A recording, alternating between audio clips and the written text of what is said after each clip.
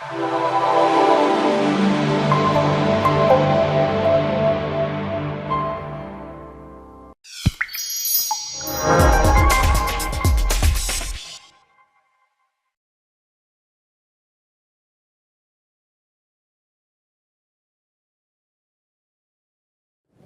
name is Wareham.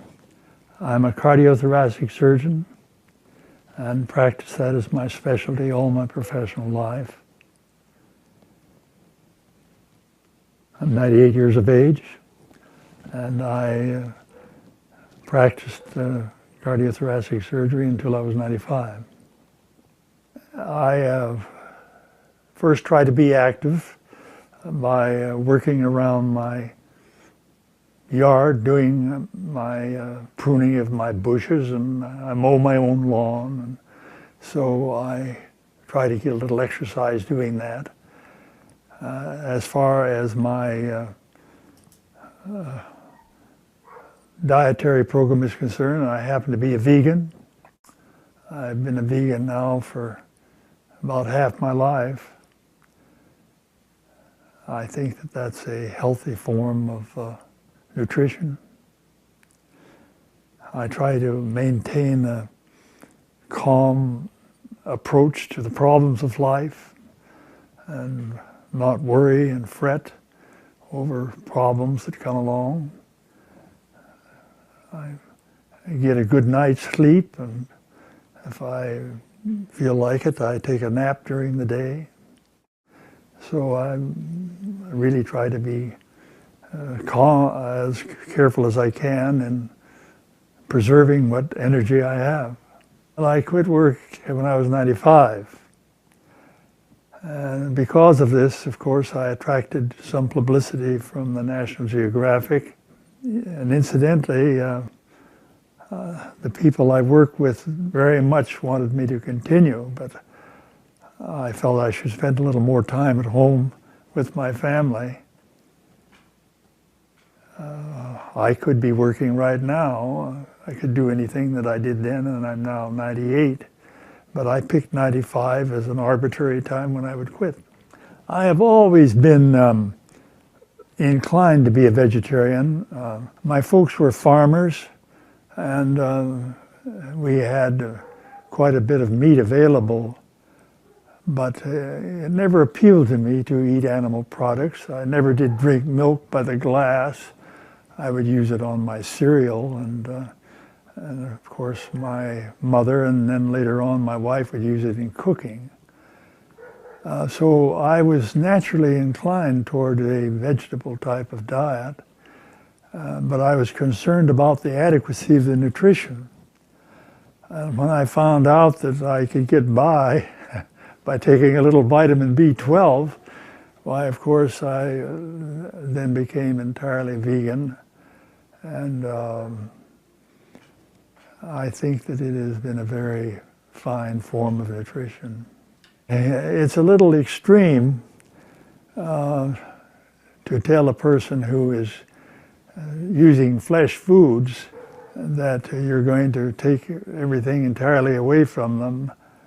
But I have, when I was in practice in medicine, I would tell the patients that the vegetable-based diet was the healthy way to go, and as much as possible we keep away from the animal products.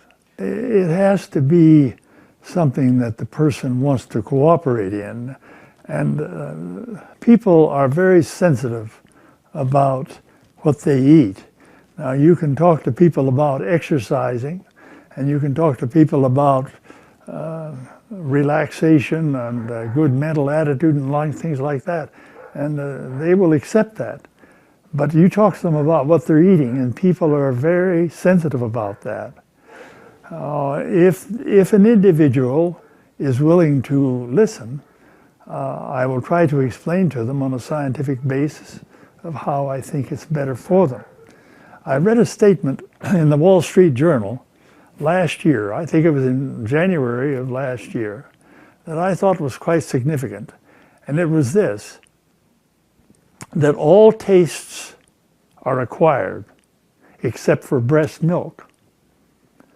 Now, this means, you see, that if you, as a parent, will start your child on a healthy nutrition, they'll like it.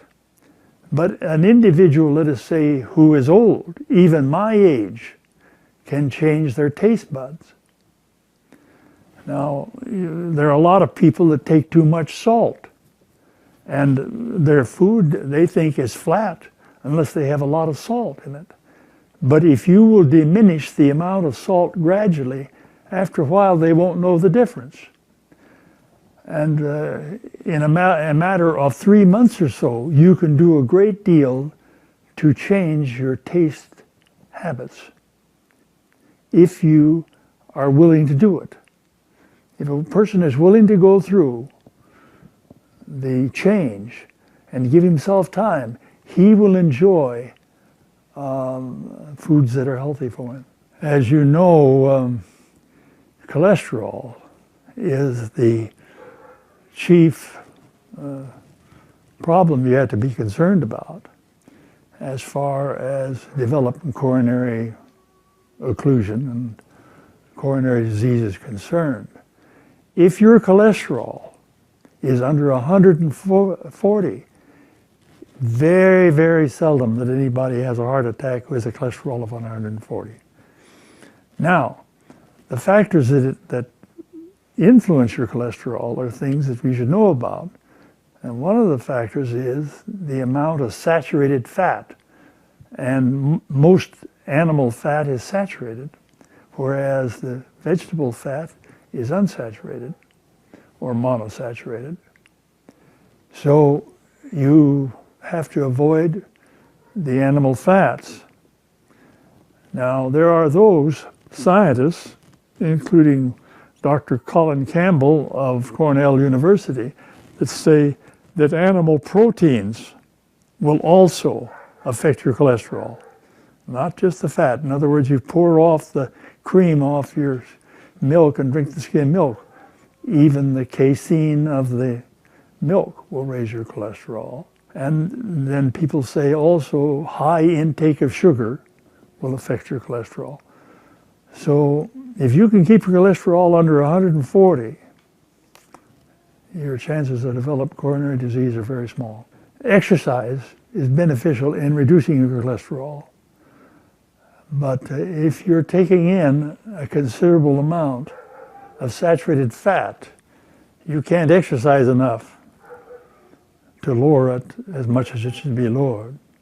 The easiest way to get your cholesterol down is to watch what you eat. Now, you can lower your cholesterol by exercise, but I'm talking about, 15 or 20 milligrams per cent, something like that. But if you get on a vegan diet, which is low fat, you can drop it much more.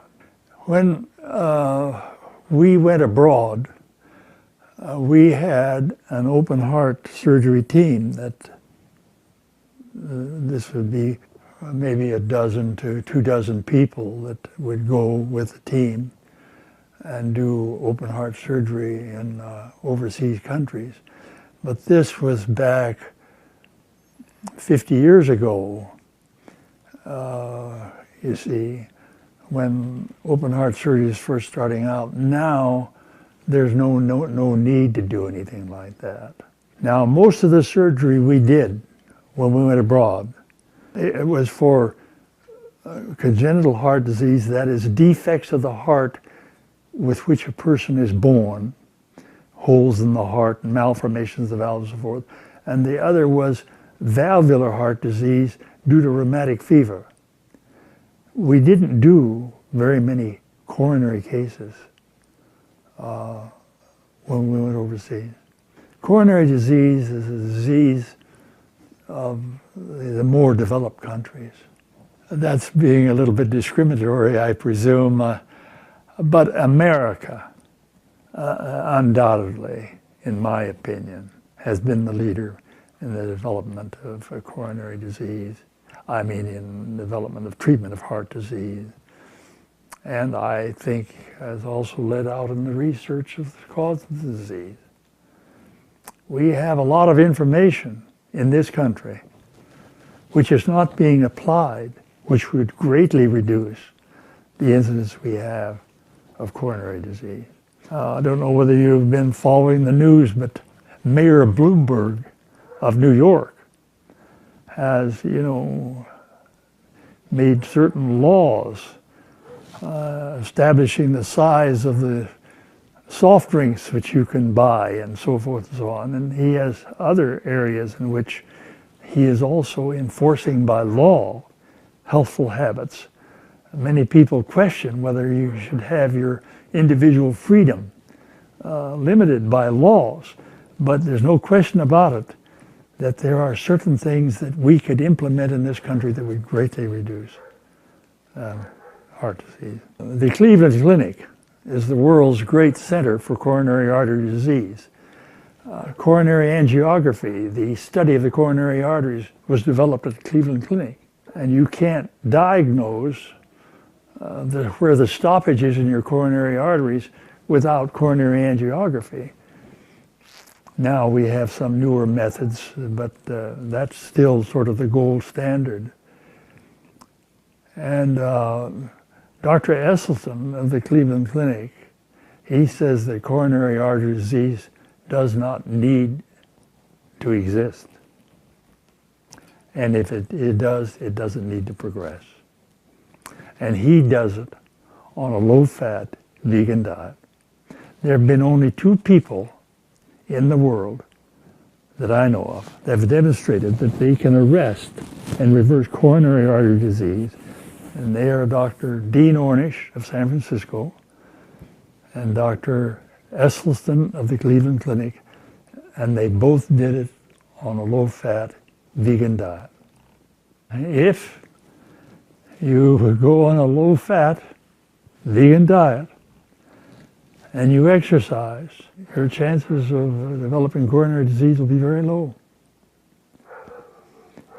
Get that cholesterol under 140, and you can. My cholesterol is 117.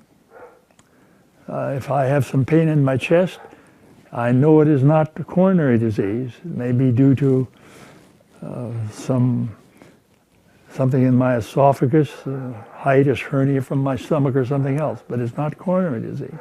Because at 117, I'm not going to develop it. Anybody can do those things.